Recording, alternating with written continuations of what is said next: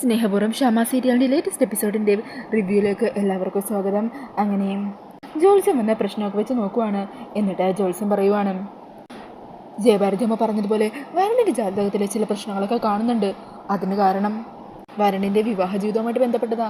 മാംഗല്യ ജീവിതത്തിലെ ചില പൊരുത്തക്കേടുകൾ അതൊക്കെ തന്നെയാണ് പ്രശ്നത്തെ തെളിഞ്ഞു കാണാൻ പറ്റുന്നത്. കുടുംബത്തിൽ ദൈവാധീനം നഷ്ടപ്പെട്ടു പോയി. അതിൻ്റെ കാരണം ഞാൻ നേരത്തെ പറഞ്ഞത് തന്നെയായിരിക്കാം.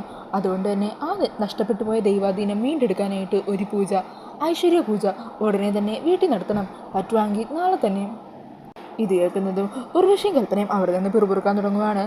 കൽപ്പന പറയണേ തുടങ്ങി, ഇനി ഓരോ 100 കണക്കിന് പൂജനെ കുറിച്ച് ഇയാൾ പറയും.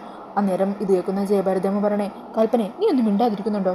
തിരുമേനി പറയുന്ന പോലെ തന്നെ എല്ലാം ചെയ്തോളാം. ഈ സമയം ജോത്സ്യം പറയണേ, പിന്നെ മറ്റൊരു കാര്യം കൂടി ശ്രദ്ധിക്കണം. ഈ പൂജയിൽ വരുണിന് വേണ്ടി പ്രാർത്ഥിക്കേണ്ടതും കർമ്മങ്ങൾ അനുഷ്ഠിക്കേണ്ടതും വരുൺ താലി കെട്ടിയ പെൺകുട്ടിയാണ്. അത് കേൾക്കുന്നതും വരുൺ പറയണേ, അതൊന്നും പറ്റില്ല. ഈ സമയം ജയഭാരതിയമ്മ പറയണേ, വരുൺ നീ മിണ്ടാതിരിക്കെ, ഇതിൻ്റെ കാര്യത്തിൽ ആവശ്യമായിട്ടുള്ള തീരുമാനങ്ങൾ ഞങ്ങൾ എടുത്തോളാം. തിരുമേനി അങ്ങ് പറയുന്നത് പോലെ തന്നെ എല്ലാം ചെയ്തോളാം. ഈ സമയം ജോത്സ്യം പറയണേ, അങ്ങനെയാണെങ്കിൽ ഞാൻ ആറ്റുകാലിലെ വാസുദേവൻ തിരുമേനിക്ക് ഈ പൂജയെ സംബന്ധിക്കുന്ന കാര്യങ്ങളെക്കുറിച്ചൊക്കെ എഴുതാം. തിരുമേനി തന്നെ ഇവിടെ വന്ന് കാര്യങ്ങളൊക്കെ നടത്തിക്കോളും.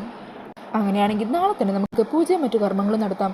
ഈ സമയം ചന്ദ്രശേഖരൻ ചോദിക്കണേ, അല്ലമ്മേ നാളെ തന്നെ എങ്ങനെയാ? അന്നേരം ജയഭാരതിയമ്മ പറയണേ, എന്താ കുഴപ്പം? ഇന്ന് ഉച്ചയാകുമ്പോൾ തന്നെ പരമേശ്വരൻ ഇവിടെ എത്തുമല്ലോ. പിന്നെ പൂജക്കുള്ള മറ്റു സാധനങ്ങളും കാര്യങ്ങളൊക്കെ വാങ്ങുന്നതാണെങ്കിൽ അത് നമുക്ക് ഓരോരുത്തരെയായിട്ട് ഏൽപ്പിക്കാം. എന്താണെങ്കിലും ഇതധികം നീട്ടിക്കൊണ്ടുപോകാൻ പറ്റില്ല. കുടുംബത്തിൻ്റെ ഐശ്വര്യത്തിനെ കൂടി ബാധിക്കുന്ന കാര്യമാണ്. ജോത്സ്യം പറയുന്നത് പോലെ തന്നെ എല്ലാം കൃത്യമായിട്ട് ചെയ്തോളാം. പിന്നീട് കാണിക്കുന്നത് വീട്ടിൽ തിരികെ എത്തുന്ന പരമേശ്വരനെയാണ് കേട്ടോ. പരമേശ്വരൻ അങ്ങനെ റൂമിൽ കിടക്കുമായിരിക്കും. ഈ സമയം കൂടെ പത്മിനിയും ജയഭാരതി അമ്മയൊക്കെ ഇരിക്കുന്നുണ്ടാവും. അന്നേരം മുത്തശ്ശി ചോദിക്കുക, പരമേശ്വര നിന്നെ ആരോ ഉപദ്രവിക്കാൻ ശ്രമിച്ചതെന്ന് നിനക്ക് ഓർമ്മയുണ്ടോ? അവരുടെ മുഖം നീ കണ്ടായിരുന്നോ? അന്നേരം പരമേശ്വരൻ പറയണേ, ഇല്ലമ്മേ, അല്ലെങ്കിലും നമ്മുടെ വീട്ടുവളപ്പിനുള്ളിൽ ഇങ്ങനെ ഒരു ആക്രമണം ഉണ്ടാകുമെന്ന് ഞാൻ പ്രതീക്ഷിക്കുന്നില്ലല്ലോ. അന്നേരം മുത്തശ്ശി പറയുക, എന്താണെങ്കിലും ഇതിൻ്റെ പേരിൽ പോലീസുകാർക്ക് സംശയിച്ചത് വരുണിനെയാണ്. വരുണിനെ പോലീസ് അറസ്റ്റ് ചെയ്തുകൊണ്ട് പോയതും നീ അറിഞ്ഞല്ലോ. ഈ വീട്ടിലുള്ള ചിലർ തന്നെ അവനെ കുറ്റക്കാരനാക്കാൻ ശ്രമിക്കുന്നുണ്ട്. പിന്നെ വരുൺ അടുത്തേക്ക് വരുമ്പോൾ നീ എന്താ ഒന്നും സംസാരിക്കാത്തത്? അത് അവനിൽ എത്രത്തോളം വിഷമം ഉണ്ടാക്കുന്നുണ്ടെന്ന് നിനക്കറിയുമോ? വരുൺ നിന്നെ അപകടപ്പെടുത്താൻ ശ്രമിക്കുമെന്ന് നീയും വിശ്വസിക്കുന്നുണ്ടോ? അന്നേരം പരമേശ്വരൻ പറയണേ, എനിക്ക് എൻ്റെ വരുണിൻ്റെ കാര്യം അറിഞ്ഞൂടെ? അവനോട് ഞാൻ മിണ്ടാതിരിക്കുന്നതൊന്നുമല്ല. എന്തോ ഒരു ചെറിയ തടസ്സം ഞങ്ങൾക്കിടെ രൂപപ്പെട്ടു പോയി. പക്ഷേ എനിക്ക് അവനോട് ഒരിക്കലും മിണ്ടാതിരിക്കാനാവില്ലമ്മേ. ഈ ലോകം മുഴുവൻ അവനാണ് എന്നെ ഉപദ്രവിക്കാൻ ശ്രമിച്ചതെന്ന് പറഞ്ഞാൽ പോലും ഞാനത് വിശ്വസിക്കില്ല. കാരണം എനിക്ക് അത്രയ്ക്ക് വിശ്വാസമാണ് എൻ്റെ മകനെ. അവനൊരിക്കലും എന്നോട് അങ്ങനെ ഒരു ദ്രോഹം ചെയ്യാനാവില്ല. ആരൊക്കെ അവനെ തള്ളിപ്പറഞ്ഞാലും ഞാൻ ഒരിക്കലും തള്ളിപ്പളയില്ല. അവനെന്നെ എത്രത്തോളം സ്നേഹിക്കുന്നുണ്ടെന്ന് എനിക്കറിയാമേ. അതേക്കുമ്പോൾ മുത്തശ്ശിക്കും പത്മിനിക്കും ഒക്കെ സന്തോഷമാകുവാണ്. അന്നേരം മുത്തശ്ശി പറയണേ, എന്നാൽ ശരി, ഞാൻ ആ പൂജാരിനെ ഒന്ന് വിളിക്കട്ടെ. പൂജക്കുള്ള സാധനങ്ങളും കാര്യങ്ങളും ഒക്കെ ഒന്ന് ചോദിച്ചറിയണം. അങ്ങനെ പറഞ്ഞ് മുത്തശ്ശി അവിടെ നിന്നും പോകുവാണ് കേട്ടോ. ഈ സമയം വരുൺ റൂമിന് പുറത്ത് തന്നെ സ്റ്റെപ്പിൻ്റെ അവിടെ നിൽക്കുമായിരിക്കും. അങ്ങനെ മുത്തശ്ശി വരുണിനെ കാണുന്നതും വരുണിൻ്റെ അരികിലേക്ക് ചെല്ലുക. എടാ വരുണേ, നീ ഇങ്ങനെ വിഷമിക്കുകയൊന്നും വേണ്ട. അച്ഛനെ നിന്നോട് ഒരു ദേഷ്യവും പിണക്കോ ഒന്നുമില്ല. ഇപ്പം തന്നെ ഞങ്ങൾ നിൻ്റെ കാര്യം സംസാരിച്ചുകൊണ്ടിരുന്നത്. അന്നേരം വരുൺ പറയണേ, എന്നിട്ടാണോ ഞാൻ അടുത്തേക്ക് ചെല്ലുമ്പോൾ അച്ഛൻ എന്നോട് ഒന്നും സംസാരിക്കാത്തത്, ഒരു വാക്കുപോലും മിണ്ടാത്തത്? അന്നേരം വരുണിനോട് മുത്തശ്ശി പറയണേ, അതൊന്നും നീ കാര്യമാക്കണ്ടടാ. എന്താണെങ്കിലും നമ്മുടെ കുടുംബത്തിൽ നാളെ ഐശ്വര്യപൂജ നടക്കാൻ പോകുമല്ലേ. അത് നടക്കുന്നതോടെ എല്ലാം ശരിയാകും. അതിനുശേഷം പരമേശ്വരൻ നിന്നോട് പഴയതുപോലെ തന്നെ സംസാരിക്കും, നീ കണ്ടോ. ഈ സമയം വരുൺ പറയണേ, ദേ മുത്തശ്ശി, എനിക്ക് പൂജയിലൊന്നും തീരെ താല്പര്യവും വിശ്വാസവും ഇല്ല. പിന്നെ ആ പൂജാരി പ്രത്യേകം എടുത്തെടുത്ത് പറഞ്ഞ കാര്യമുണ്ടല്ലോ, ഞാൻ താലി കെട്ടിയ പെണ്ണ് വേണം ഈ പൂജയിലെ കർമ്മങ്ങൾ അനുഷ്ഠിക്കാനെന്നല്ലേ. നാളെ എല്ലാവരും കൂടി പൂജയ്ക്ക് ആനയെ ചെന്നളിക്കാൻ പോകുന്നത് ആ പ്രിയങ്കയാണ്. അവളെയല്ല ഞാൻ താലി കിട്ടിയത്. അക്കാര്യം മുത്തശ്ശിക്കെങ്കിലും ഈ വീട്ടിൽ അറിയാവുന്നതല്ലേ. ഈ സമയം മുത്തശ്ശി ചിരിച്ചുകൊണ്ട് പറയണേ, എടാ നീ താലി കെട്ടിയ പെണ്ണും തന്നെയാണ് ഈ കർമ്മങ്ങളൊക്കെ ചെയ്യുന്നതെങ്കിലോ? മുത്തശ്ശി എന്തായി പറയുന്നത്? അതൊക്കെ നിനക്ക് പിന്നീട് മനസ്സിലാവും. തൽക്കാലം നീ ഇപ്പോൾ പരമേശ്വരൻ്റെ അരികിലേക്ക് ചെല്ല്. പൂജക്കുള്ള കാര്യങ്ങളൊക്കെ ഞാൻ റെഡിയാക്കിക്കോളാം, നീ ചെല്ലടാ എന്ന് പറഞ്ഞ് വരുണിനെ അവിടെ നിന്നും പറഞ്ഞു വിടുവാണ് കേട്ടോ. വരുണിനാണെങ്കിൽ മുത്തശ്ശി പറഞ്ഞൊന്നും മനസ്സിലാവാതെ അതിനെക്കുറിച്ച് ആലോചിച്ച് അവിടെ നിന്നും പോകുവാണ്. പിന്നീട് കാണിക്കുന്നത് മുത്തശ്ശി നേരെ റൂമിലേക്ക് ചെല്ലുവാണ്. എന്നിട്ട് ദേവനാരായണനെ ഫോണിൽ വിളിക്കുക. എന്നിട്ട് പറയുക, ഹലോ, ഇത് കണിമംഗലത്ത് നിന്നാ. പറഞ്ഞോളൂ ജയഭാരതിയമ്മേ. പരമേശ്വരനിപ്പോൾ എങ്ങനെയുണ്ട്? പരമേശ്വരനിപ്പോൾ കുഴപ്പമൊന്നുമില്ല, അവൻ വീട്ടിലെത്തിയിട്ടുണ്ട്. ഞാനിപ്പോൾ വിളിച്ചത് മറ്റൊരു കാര്യം പറയാനാ. വീട്ടിൽ തുടർച്ചയായിട്ട് നടക്കുന്ന ചില പ്രശ്നങ്ങൾക്കൊക്കെ പരിഹാരമായിട്ട് നാളത്തേക്ക് ഒരു ഐശ്വര്യപൂജ ജോത്സ്യം വന്ന പ്രശ്നപരിഹാരം നടത്തി പറഞ്ഞിട്ടുണ്ട്. കുടുംബത്തിൽ ഇതുപോലെ പ്രധാനപ്പെട്ടൊരു ചടങ്ങ് നടക്കുമ്പോൾ നിങ്ങളില്ലാതെ എങ്ങനെയാ? അതുകൊണ്ട് ദേവനാരായണൻ തിരുമേനി നാളെ തന്നെ യശോദേനെയും അമ്മയൊക്കെ കൂട്ടി ഇങ്ങോട്ടേക്ക് വരണം. പിന്നെ ഞങ്ങൾക്കിവിടെ പൂജാകർമ്മങ്ങളെയും അതിൻ്റെ കാര്യങ്ങളെ കുറിച്ചൊന്നും വലിയ പിടുത്തമൊന്നുമില്ല. അതുകൊണ്ട് അതിനൊക്കെ കുറിച്ച് അറിവുള്ള ഒരാളെ ഞങ്ങൾ കണ്ടുവച്ചിട്ടുണ്ട്. അത് വേറെ ആരുമല്ല, രാധിക മോളെ തന്നെ ഞാൻ ഉദ്ദേശിച്ചത്. അവളാവുമ്പോൾ ഈ വക കാര്യങ്ങളെക്കുറിച്ചൊക്കെ എല്ലാം നന്നായിട്ട് അറിയാമല്ലോ.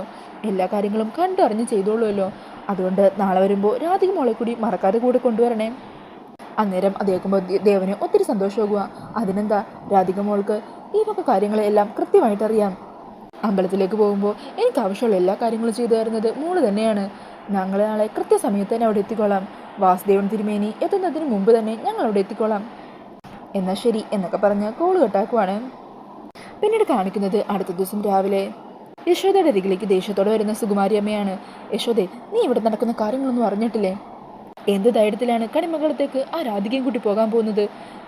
ദേവൻ അങ്ങനെ പറഞ്ഞപ്പോൾ നിനക്കതിനെതിർത്ത് സംസാരിക്കായിരുന്നോ അല്ലേ? അന്നേരം യശോദ പറയണേ, ദേവേട്ടൻ അങ്ങനെ ഒരു തീരുമാനം എടുത്തതിന് ഞാൻ എന്ത് ചെയ്യാനാ? അമ്മയുണ്ടായിരുന്നല്ലോ ദേവേട്ടൻ അങ്ങനെ പറഞ്ഞപ്പോൾ, അമ്മക്ക് പറഞ്ഞുകൂടായിരുന്നോ? അന്നേരം സുകുമാരിയമ്മ പറയണേ, ഞാൻ പറഞ്ഞു കഴിഞ്ഞാൽ അവളോട് എനിക്കുള്ള വൈരാഗ്യം കൊണ്ടാണ് ഞാൻ അങ്ങനെ പറയുന്നതെന്നല്ലേ വിചാരിക്കൂ. പ്രിയങ്കയുടെ ജീവിതം അവൾ കാരണം തകരാൻ പാടില്ല. അതിനെക്കുറിച്ച് ഓർക്കേണ്ടത് അമ്മയായ നീയാണ്. ഒരു കാരണവശാലും രാധിക വരണം കാണാൻ പാടില്ല. ഇപ്പോൾ കുറച്ച് നാളായിട്ട് രണ്ടാളും കാണുന്നില്ല. ഇനിയും അതുപോലെ തന്നെ തുടരണം. അവർ തമ്മിൽ കാണരുത്. രാധിക കണിമംഗലത്തേക്ക് വരാൻ പാടില്ല. ഇത് കേട്ട് ദേവനകത്തേക്ക് വരുക. എന്താമ്മേ, ഇതിനെക്കുറിച്ച് ഇന്നലെ തന്നെ സംസാരിച്ചതല്ലേ? രാധിക മോളെ കണിമംഗലത്തേക്ക് കൂട്ടിക്കൊണ്ടുവരണമെന്ന് പറഞ്ഞത് ജയഭാരതി അമ്മയാ. അന്നേരം സുകുമാരിയമ്മ ചോദിക്കണേ, അവരെന്തിനാ അങ്ങനെ പറഞ്ഞത്? അവളൊന്നും അല്ലല്ലോ പൂജ ചെയ്യേണ്ടത്. ഈ സമയം ദേവൻ പറയണേ, അവിടെയുള്ളവർക്കാർക്കും പൂജാകർമ്മങ്ങളുടെ വിധികളെക്കുറിച്ചും അതിൻ്റെ കാര്യങ്ങളെക്കുറിച്ചും ഒന്നും അറിയില്ല. അത് കാരണമാണ് രാധിക മോളെ പ്രത്യേകം കൂട്ടിക്കൊണ്ടുവരാൻ പറഞ്ഞത്. ഈ സമയം സുകുമാരിയമ്മ പറയണേ, നീ എന്തൊക്കെ തന്നെ പറഞ്ഞാലും ശരി, അവളെയും കൊണ്ട് നീ കണിമംഗലത്തേക്ക് പോകുവാണെങ്കിൽ ഞാൻ അങ്ങോട്ടേക്ക് വരില്ല. അന്നേരം ദേവൻ പറയണേ, അമ്മയുടെ തീരുമാനം അങ്ങനെയാണെങ്കിൽ അങ്ങനെ തന്നെ നടക്കട്ടെ. അമ്മ ഇവിടെ നിന്നോ, ഞങ്ങൾ 3 പേരും കൂടി പോയിട്ട് വരാം. അത് കേൾക്കുന്നത് മുത്തശ്ശിക്ക് അങ്ങ് ദേഷ്യമാവണേ. എന്തൊക്കെ തന്നെ പറഞ്ഞാലും നിനക്ക് അവളെ കൊണ്ടുപോയാലേ പറ്റുള്ളൂ അല്ലേ? എൻ്റെ വാക്കിന് നിനക്കൊരു വിലയില്ല അല്ലേ? ഈ സമയം രാധികയും അങ്ങോട്ടേക്ക് വരുന്നുണ്ട്. അന്നേരം ദേവൻ പറയണേ, മോള് റെഡിയായില്ലേ? ഞാൻ പറഞ്ഞതല്ലേ അമ്പലത്തിൽ നിന്ന് വന്നാൽ ഉടനെ തന്നെ നമുക്ക് പോകണമെന്ന്. യശോദേ, താൻ ചെല്ല്, പോയി റെഡിയായിക്കേ. ഈ സമയം രാധിക അച്ഛൻ്റെ അരികിലേക്ക് വന്നിട്ട് പറയണേ, അത് പിന്നെ അച്ഛ മ്യൂസിക് സ്കൂളിൽ. അത് കേൾക്കുന്നത് മുത്തശ്ശി പറയണേ, ശരിയാ, ഇവൾക്ക് മ്യൂസിക് സ്കൂളിൽ പോകണം. എങ്ങനെയാണ് ലീവ് എടുക്കുക? ജോയിൻ ചെയ്തിട്ട് കുറച്ച് നാളല്ലേ ആയിട്ടുള്ളൂ, അതുകൊണ്ട് ഇവൾ പൊക്കോട്ടെ.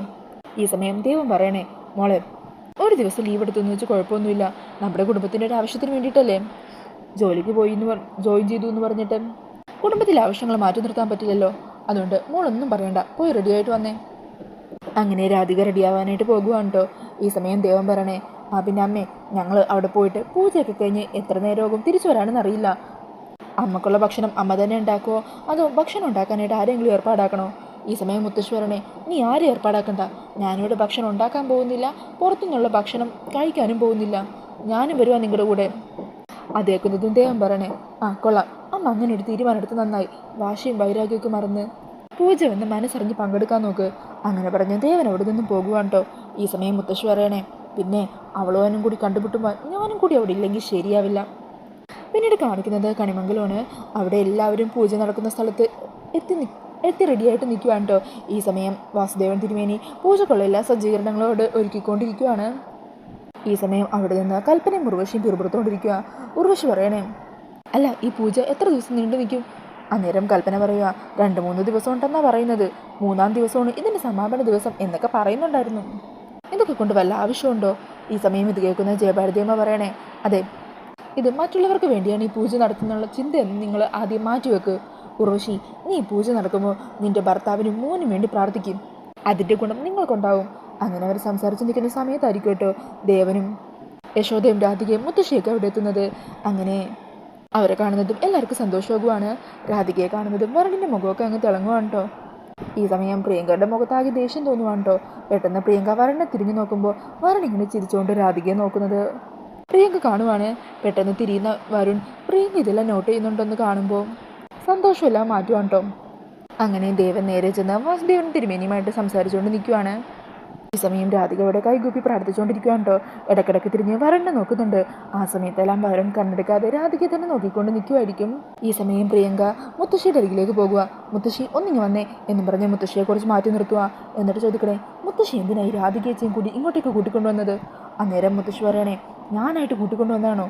നിന്റെ അച്ഛൻ വാശി പിടിച്ചു, ഞാൻ വരുന്നില്ലെന്ന് പറഞ്ഞു ഇവൾ വന്നാൽ. എന്നിട്ടും അവൻ പറഞ്ഞെന്താണെന്നറിയോ? അമ്മ വരുന്നില്ലെങ്കിൽ വേണ്ട, രാധികയെ കൂടെ കൂട്ടുവെന്ന. അങ്ങനെ അവളെ ഒറ്റയ്ക്ക് വിട്ടാൽ ശരിയാവില്ലല്ലോ, അതും കൂടിയേ ഞാനും കൂട്ടി ഇങ്ങോട്ടേക്ക് വന്നത്. ഈ സമയം ജയഭാരതി അമ്മ രാധികയുടെ അരികിലേക്ക് ചെല്ലുക. മോളെന്തെങ്കിലും മാറി നിൽക്കുന്നത്, മോളിങ്ങ് വന്നേ എന്നും പറഞ്ഞ് രാധികയെ കൂട്ടി ജയഭാരതി അമ്മ പത്മിനിയുടെ അരികിലേക്ക് പോകുവാണ്. ഈ സമയം ഇത് കാണുന്ന മുത്തശ്വരനെ, ഇവരിതെന്തായി കാണിക്കുന്നത്? അങ്ങനെ രാധികയെ ചേർത്ത് പിടിച്ച് നിൽക്കുന്ന ജയഭാരതി അമ്മയെ നോക്കി ദേഷ്യത്തോടെ നിൽക്കുകയാണ് കേട്ടോ പ്രിയങ്കയും മുത്തശ്ശിയൊക്കെ. ഈ സമയം വരുൺ ഇതൊക്കെ കാണുമ്പോൾ ഒത്തിരി സന്തോഷമാകുവാണ്.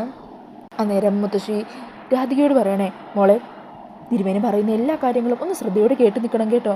ഞങ്ങൾക്കാർക്കും ഈ പൂജാകർമ്മങ്ങളെക്കുറിച്ച് വലിയ അറിവൊന്നുമില്ല, അതുകൊണ്ട് മോളെല്ലാം കേട്ട് ശ്രദ്ധയോടെ ഒന്ന് ഓർത്ത് പറയണം. അന്നേരം രാധിക പറയണേ, അതിനെന്താ, ഞാൻ എല്ലാം ഓർത്തിരുന്നോളാം. അന്നേരം മുത്തശ്ശി പറയുന്നുണ്ട്, എല്ലാം ഓർമ്മയുണ്ടായാൽ മതി. അങ്ങനെ മുത്തശ്ശി ആ പറയുന്നത് കേൾക്കുമ്പോൾ രാധികയ്ക്ക് എന്തോ ഒരു അർത്ഥം വെച്ച് പറയുന്ന പോലെ തോന്നുന്നുണ്ട്. രാധിക അങ്ങനെ ഒരു നിമിഷം ഒന്ന് ആലോചിച്ച് നിൽക്കുവാണ് കേട്ടോ.